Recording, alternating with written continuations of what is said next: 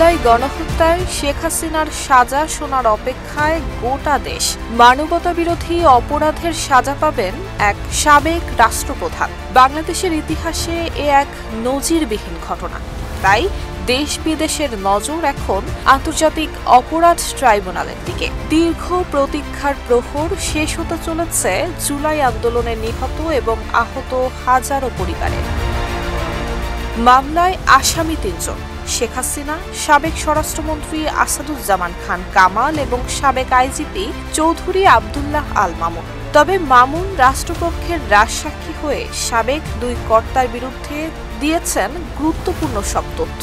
তার শাস্তি কিংবা খালাসের সিদ্ধান্ত এখন ট্রাইব্যুনালের উপর নির্ভর করছে। অন্যদিকে শেখ হাসিনা এবং আসাদুজ্জামান খান কামালের জন্য সর্বোচ্চ শাস্তি মৃত্যুদণ্ড চেয়েছে প্রসিকিউশন।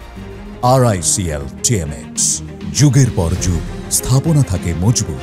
ঐতিহাসিক এই রায়কে কেন্দ্র করে ট্রাইব্যুনাল এবং সুপ্রিম কোর্ট এলাকায় নেওয়া হয়েছে কঠোর নিরাপত্তা ব্যবস্থা। পুলিশ, বিজিবি, সেনাবাহিনী এবং গোয়েন্দা সংস্থা রয়েছে সতর্ক অবস্থানে। নিরাপত্তার স্বার্থে 16 নভেম্বর সন্ধ্যার পর দোয়েল চত্বর হয়ে শিক্ষা ভবনমুখী সড়কে যান চলাচল বন্ধ করে দেওয়া হয়েছে। পথচারী চলাচলও সীমিত করা হয়েছে। এদিকে রায় ঘোষণায় 17 নভেম্বর বেলা 11টায় আন্তর্জাতিক অপরাধ ট্রাইব্যুনাল 1-এর চেয়ারম্যান বিচারপতি মোহাম্মদ গোলাম মর্তুজা মজুমদারের নেতৃত্বাধীন 3 সদস্যের বেঞ্চ বসবে বলে জানিয়েছে রেজিস্ট্রার কার্যালয়।